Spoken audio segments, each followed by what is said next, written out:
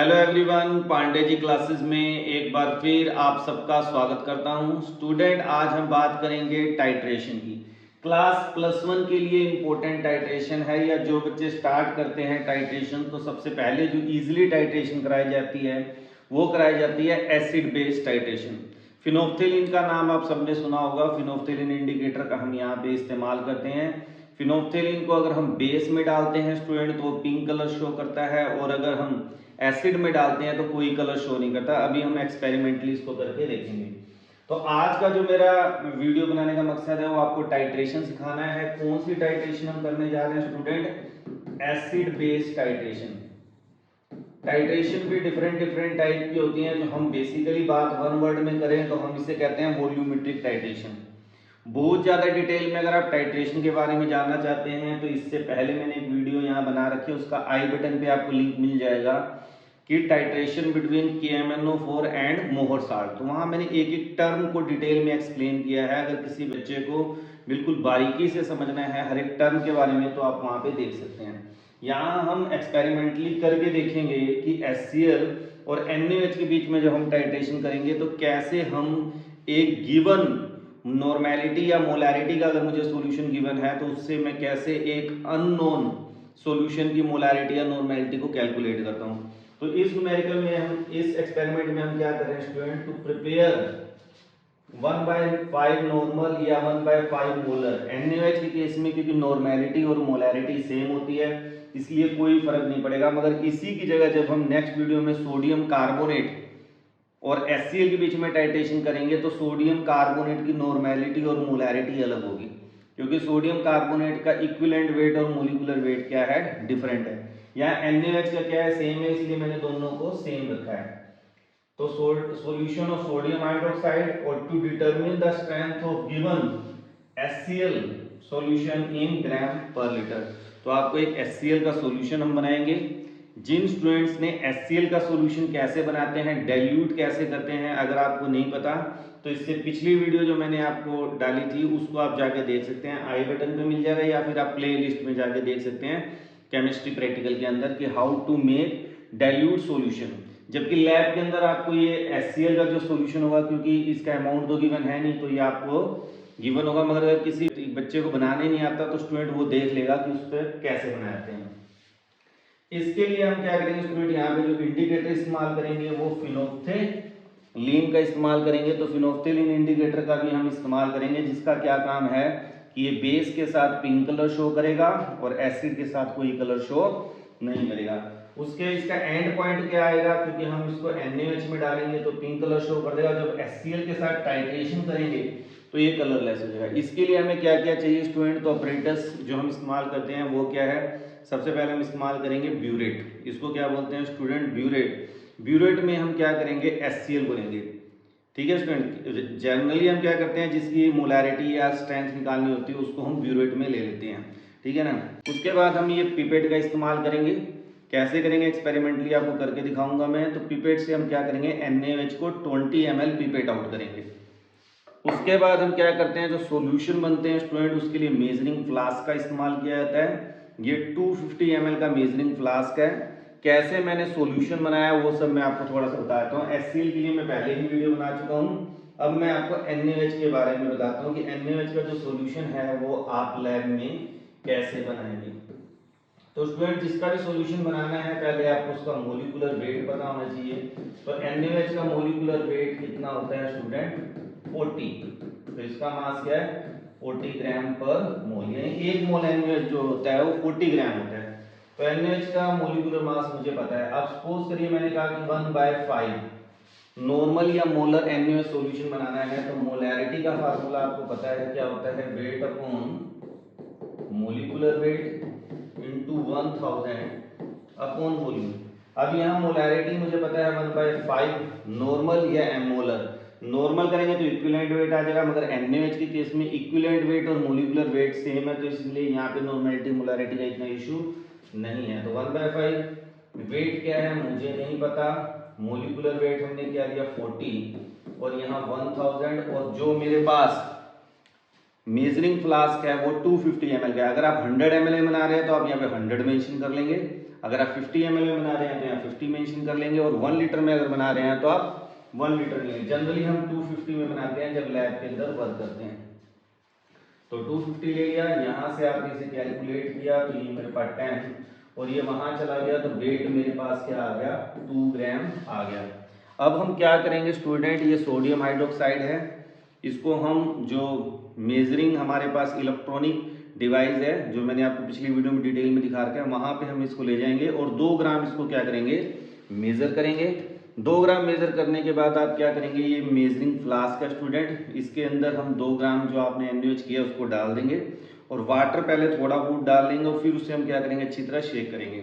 और फिर हमने क्या करना होता है, ध्यान से देखिए, यहाँ पे एक सर्कल दिख रहा होगा आपको यहाँ पे, तो हमने इसके वॉल्यूम को, वाटर को हमने कब तक ऐड करना है, जब तक यहाँ तक ना पहुँचे, और जब यहाँ पहुँच जाएगा तो हमारा क्या बन जाएगा, NaOH का सोल्यूशन बन जाएगा। मैंने इसको रीडिंग लेने के लिए दूसरे बीकर में ऑलरेडी निकाल रखा है, इसलिए कम्प्लीटली फिल्ड नहीं है। तो इस तरह तो हम क्या कर देंगे, NaOH का सोल्यूशन बना लेंगे। अब ये NaOH का सोल्यूशन हमारा बन के तैयार है। HCl का कैसे बनाते हैं वो मैंने आपको पिछली वीडियो में बता दिया है। जनरली जो हम HCl लेते हैं स्टूडेंट वो 12 मोलर का लेते हैं। तो जो भी आपको डाइल्यूट सॉल्यूशन बनाना है, जितनी कंसंट्रेशन का, हम 12 मोलर HCl की कंसंट्रेशन से उसको M1V1 M2V2 करके वहां से उसकी मोलैरिटी निकाल कर वॉल्यूम मेजर कर लेते हैं। और HCl का जितना आपको HCl का वॉल्यूम चाहिए, ये लिक्विड है HCl, तो हमें इसका ml में चाहिए, तो कितना ml चाहिए उतना लेकर मेजरिंग फ्लास्क में ही वॉल्यूम वाटर ऐड करके हम उससे क्या करते हैं, बनाते हैं। पिछली वीडियो को आप डिटेल में देख लें, वहां मैंने काफी डिटेल में इसको एक्सप्लेन किया है। अब हमने क्या करना है, एक रीडिंग बनानी है, इनिशियल रीडिंग, फाइनल रीडिंग और वॉल्यूम ऑफ HCl यूज क्या है, ये प्रैक्टिकल वाला है, पहले हम प्रैक्टिकल करते हैं। तो स्टूडेंट अब हम बात करते हैं टाइट्रेशन की। तो ये HCl है, HCl से हमने क्या कर लिया स्टूडेंट, यहाँ पर ये एक गिवन HCl कंसंट्रेशन का सॉल्यूशन हमने बना लिया। इस HCl को साइड में कर देते हैं, कोई कंसंट्रेटेड है कहीं हाथ से स्लिप ना कर जाए। अब हम क्या करेंगे स्टूडेंट, ये हमारा आयरन स्टैंड है, आयरन स्टैंड पे आपने ब्यूरेट को कैसे लगाना है ये समझ लीजिए। जिस साइड रीडिंग लिखी हुई है स्टूडेंट वो आपकी साइड होना चाहिए, तो आप राइट रीडिंग को अपनी साइड कर लेंगे। और एक चीज को ध्यान रखें कि जो रीडिंग जब आप लेते हैं तो आपका जो आई का लेवल है और जो सॉल्यूशन का लेवल है वो सेम होना चाहिए। यानी आपको रीडिंग ये नहीं करना कि यहाँ पे लिक्विड पड़ा हुआ है और मैं यहाँ से देख रहा हूँ, नहीं, सामने होना चाहिए। अब क्या करेंगे हम इसको स्टूडेंट, पहले हम इसमें HCl को भर लेते हैं। यहाँ पर ब्यूरेट में हम HCl को ले रहे हैं और पिपेट से हम क्या करेंगे, NaOH को पिपेट आउट करेंगे। तो यहाँ पर हम क्या करते हैं, पहले ब्यूरेट भर लेते हैं। सबसे पहला काम क्या होता है, जब आप फर्स्ट टाइम एक्सपेरिमेंट करते हैं स्टूडेंट, तो आपको अपने अपरेटस को रिंस करना होता है। अब रिंस कैसे करते हैं मैं एक बार बता देता हूँ, पिछली वीडियो में वैसे बता चुका हूँ। तो जिस भी सॉल्यूशन से आप बना रहे हैं उसी से आपको रिंस करना है। जैसे यहाँ पे मैंने इसमें थोड़ा सा HCl डाल लिया है जो गिवन अमाउंट है, और उसके बाद हम इसको धीरे धीरे क्या करेंगे, ऐसे साफ करेंगे। पता चले मैंने इसके अंदर जैसे पहले की MnO4 के साथ टाइट्रेशन की थी या कोई और सब्सटेंस लिया वो पहले ही पड़ा हो, तो हम इसको रिंस कर लेते हैं अच्छी तरह। इसके कई बार इसे खोलते नहीं और वैसे ही रिंस कर लेते हैं। इसको भी अच्छी तरह साफ करना है, यहाँ पे भी चले जाना चाहिए। और उसके बाद हम इसको अपना क्या करेंगे, पूरा खाली कर देते हैं। अब यहाँ पे मेरे पास सिंक नहीं है इसलिए मैंने एक बीकर का इस्तेमाल कर रहा हूँ, अदरवाइज आप इसको डायरेक्ट सिंक में क्या करते हैं, फेंक देते हैं। तो आपने इसको क्या कर लिया, एक बार कंप्लीटली रिंस कर लिया है, किसके साथ, HCl के साथ, या जो भी गिवन आपको सॉल्यूशन हो जिससे भी आप टाइट्रेशन कर रहे हैं, जिसको भी आपने ब्यूरेट में लेना है, उससे एक बार इसको रिंस कर लेते हैं। और उसके बाद फिर हम इसमें क्या करेंगे, फनल का इस्तेमाल करके HCl डाल लेंगे। तो आपने इसमें HCl से सॉल्यूशन भर लिया। आपको जितनी वैल्यू चाहिए, 0 से आप रीडिंग स्टार्ट करना चाहते हैं तो 0 ले सकते हैं। अब मैंने एक गलती करके दिखा रहा हूँ आपको कि मैंने क्या कर दिया, रीडिंग इस तरह सेट करूंगा। तो कभी भी इस तरह रीडिंग आपने सेट नहीं करनी। याद रखना फनल ऊपर नहीं रहनी चाहिए, फनल को आप भरने के बाद हटा लें, क्योंकि इसके अंदर थोड़ा बहुत सॉल्यूशन होता है जब इसमें गिरता है और बाद में इसकी कंसंट्रेशन को चेंज कर देगा। तो पहले अपनी आप एक रीडिंग सेट कर लिए। रीडिंग आपने सेट तब करनी है जब आप फनल हटा दें। अब उसके बाद मान लीजिए मैं इसको 2 पे ले लेता हूँ, आप इसको 1 पे भी ले सकते हैं, 0 पे भी ले सकते हैं। मैंने भी एक बात की है, उस चीज़ को ध्यान रखें कि आपका आई का कॉन्टैक्ट और जो आप सॉल्यूशन देख रहे हैं वो सेम होना चाहिए। अगर ये नीचे है तो आप थोड़ा नीचे होकर देख लें, जरूरी नहीं है कि आपको वहीं पे देखना है। एक चीज़ और याद रखें कि जब हम कलरलेस सॉल्यूशन लेते हैं तो हम उसका लोअर मिनिस्कस देखते हैं, और अगर कलर्ड होता है तो हम उसका अपर मिनिस्कस देखते हैं। तो रीडिंग सेट करते वक्त इसी चीज़ को बस ध्यान देना होता है कि जो आपका सॉल्यूशन है उसका मिनिस्कस जो है वो लोअर वाला लाइन के ऊपर टच करना चाहिए। जैसे मैं आपको यहाँ बता देता हूँ मिनिस्कस, अगर किसी बच्चे को नहीं समझ आ रहा है तो यहाँ पे टेस्ट ट्यूब है, इसमें मान लो सॉल्यूशन बड़ा पड़ा है आपका ये, ठीक है ना, ये सॉल्यूशन बड़ा पड़ा है। तो ये जो पार्ट होता है ये इसका लोअर मिनिस्कस होता है और जो ये होता है ये इसका अपर मिनिस्कस होता है। तो जो लोअर मिनिस्कस है वो आपकी रीडिंग के साथ मैच करना चाहिए, और अगर कलर्ड है तो अपर मिनिस्कस क्या होना चाहिए, रीडिंग के साथ मैच करना चाहिए। अगर मैं जैसे सेकंड पे ले रहा हूँ तो 2 पे मेरा इसका लोअर मिनिस्कस आना चाहिए। अब ये 2 पे मैंने रीडिंग ले लिया, अब मैंने क्या कर दिया, इसको सेटअप कर लिया है। अब मैं इसे हटा लेता हूँ। अब मुझे क्या करना है स्टूडेंट, NaOH सॉल्यूशन को अब हम लेंगे और उसे पिपेट आउट करेंगे। ये NaOH मैंने बीकर में निकाल रखा है, आपको भी बताया भी था मैंने। तो ये हमने ले लिया अपना क्या, पिपेट। पिपेट को क्या करेंगे स्टूडेंट, पिपेट को भी रिंस करेंगे, कैसे, सेम प्रोसीजर से। तो आपने थोड़ा बहुत इसमें NaOH डाल लेना है, जैसे मैं NaOH के साथ कर रहा हूँ। यहाँ पे अपने प्रेशर थोड़ा छोड़ देना है और ये बीच में आ गया, इसको पूरा घुमा लीजिए और फिर हम इसको क्या कर देंगे, रिंस कर देंगे। तो अभी इसमें अगर थोड़ा बहुत रह जाए तो उसे स्टूडेंट आपने फूक नहीं मारना, क्योंकि फूक मारने से कहते हैं कि इसकी सॉल्यूशन, कभी भी पिपेट को ऐसे नहीं पकड़ते, ध्यान रखना, पिपेट को कभी भी बीच में से नहीं पकड़ते। कहते हैं बॉडी के टेम्परेचर चेंज होने से सॉल्यूशन की मोलैरिटी और नॉर्मेलिटी चेंज होती है। बहुत ही सिंपल सी बात है, क्योंकि टेम्परेचर चेंज होने से आपको पता है सॉल्यूशन की नॉर्मेलिटी मोलैरिटी चेंज हो जाती है। तो हमेशा पिपेट को आपने यहाँ से पकड़ना है, ठीक है। अब हम किसी क्या करें, पिपेट आउट करें तो कैसे करें,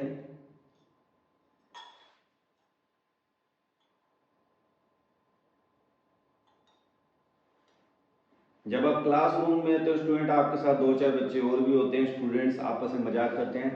पिपेट आउट करते वक्त आप मजाक ना करें, क्योंकि आपके मुंह में जा सकता है। एक ही सांस में आपने इसको खींचना होता है ऊपर।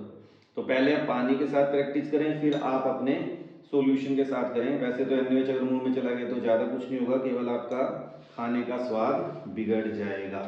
उसके बाद आपने टाइटेशन फ्लास्क लेनी है। इस टाइम मेरे पास टाइटेशन फ्लास्क नहीं है, तो हम क्या कर रहे हैं, राउंड बॉटल फ्लास्क का इस्तेमाल करें। तो इसमें मैंने 20 ml किया, पिपेट आउट कर लिया। यहाँ पर भी स्टूडेंट्स आप अगर ध्यान से देखेंगे तो यहाँ पे एक सर्कल होता है, यहाँ तक हमें पिपेट आउट करना होता है और उसका जो लोअर मिनिस्कस है वो यहाँ पे आना चाहिए। अब इसके बाद कई बच्चे से फूक मारते हैं, फूक नहीं मारना, अपने हल्का सा इसके बॉटम पे टक टक कर देना। रह जाता है वो कैलिब्रेटेड होता है, उसको आप रहने दें। अब ये मेरे पास 20 ml मैंने क्या कर लिया है, NaOH को पिपेट आउट कर लिया है। तो अब हम क्या करेंगे इसमें स्टूडेंट, फिनोफ्थेलिन इंडिकेटर का इस्तेमाल करेंगे और आप देखेंगे कि इंडिकेटर डालते ही इसका कलर क्या हो जाएगा, पिंक। तो इससे ही पता चल गया कि ये जो मेरा सॉल्यूशन है वो क्या है, बेस। तो बेस को पता करने के लिए हम क्या करते हैं, फिनोफ्थेलिन इंडिकेटर का इस्तेमाल करते हैं। अब ये पिंक कलर आ गया है, अब मैंने इसमें HCl को ऐड करना है। HCl को ऐड तब तक करूंगा जब तक इसका पिंक कलर डिसअपेयर ना हो जाए, जो मैंने अभी आपको एंड पॉइंट बताया था। अब हो क्या रहा है स्टूडेंट, ये एसिड है, ये बेस है। फिनोफ्थेलिन क्या है, एज ए इंडिकेटर है। जब एसिड और बेस को मिलाएंगे तो आपको पता है क्या होगा, न्यूट्रलाइजेशन होगी। मगर हमें कैसे पता चलेगा न्यूट्रलाइजेशन हुई है, जैसे ही ये पिंक कलर गायब होगा इसका मतलब एसिड और बेस कंप्लीट यूज हो चुके हैं, अब फिनोफ्थेलिन इंडिकेटर काम नहीं कर रहा। तो उस पॉइंट को हम स्टडी करेंगे और हमें पता चल जाएगा भी इतने HCl से इतना NaOH क्या हुआ है, टाइट्रेट हुआ है। और वहीं पर हम M1V1 M2V2 मोलैरिटी इक्वेशन का इस्तेमाल करके मोलैरिटी एक की गिवन है, एक की अननोन जो होती है उसको निकाल लेते हैं। तो ये इसके पीछे की केमिस्ट्री है। तो अब स्टार्ट करते हैं स्टूडेंट, हम रीडिंग कैसे लेंगे, ध्यान से देखिए। पकड़ने का तरीका, एक हाथ से आप अपना टाइट्रेशन फ्लास्क को पकड़ेंगे और दूसरे हैंड से इसके नोब को आप क्या करेंगे, हैंडल करेंगे। कई बार स्टूडेंट्स क्या करते हैं, मैंने क्लासरूम में देखा है, कई बार मना भी किया मगर बच्चे मानते नहीं है। एक बच्चा इसको खोल रहा होता है, एक बच्चा इसे हिला रहा होता है। कभी भी आपकी रीडिंग सही नहीं आएगी। एक टाइम में एक ही बच्चा टाइट्रेशन करे, इस बात को ध्यान दें, क्योंकि एग्जाम में जब आप प्रैक्टिकल करेंगे फाइनल पेपर में, तो वहां पे जब आपको देंगे तो वहां पे एक ही, हमने रीडिंग सेकंड पे लिए स्टूडेंट, एक एक ड्रॉप डालेंगे। ड्रॉप डालते ही हमें लगेगा इसका कलर क्या हो रहा है, डिसअपेयर हो रहा है। तो धीरे धीरे एक एक दो दो ड्रॉप डालेंगे। पहली रीडिंग हमेशा क्या करते हैं स्टूडेंट, स्लो करते हैं, क्योंकि मुझे नहीं पता कि कितने ml पर ये क्या हो जाएगा, डिसअपेयर हो जाएगा। आप देख रहे हैं मैंने इसके अंदर 1 ml 1 ml के करीब HCl डाल दिया, मगर इसका कलर डिसअपेयर नहीं हुआ है। फिर धीरे धीरे डालेंगे ड्रॉप वाइज।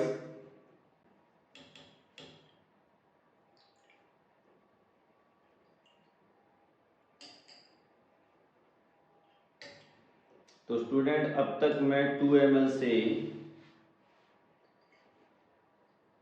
7.5 तक आ चुका हूं और ये सॉल्यूशन आपका एज इट इज पिंकिश है, यानी अभी भी क्या है, न्यूट्रलाइजेशन नहीं हुई है। ठीक है स्टूडेंट, अब धीरे धीरे हम इसमें डालते हैं ड्रॉप वाइज, सिर्फ एक पॉइंट। अब आपने देखा जैसे ही मैंने ये ड्रॉप डाली ये सारा कलर क्या हो गया, डिसअपेयर हो गया। तो 8 पॉइंट, अब रीडिंग लेनी है, थोड़ा झुक जाते हैं क्योंकि मेरे लेवल पे नहीं है ये। तो 8.4 लोअर मिनिस्कस इसका हम देखेंगे स्टूडेंट, तो 8.4 पे इसकी क्या आ गई है, रीडिंग आ गई है। लोअर मिनिस्कस इसका कहाँ जा रहा है, 8.4 पे। तो ये आपकी रीडिंग आ गई 8.4 पे। अब मैं आपको इसका थोड़ा नजदीक से दिखा देता हूँ रीडिंग कैसे देखते हैं।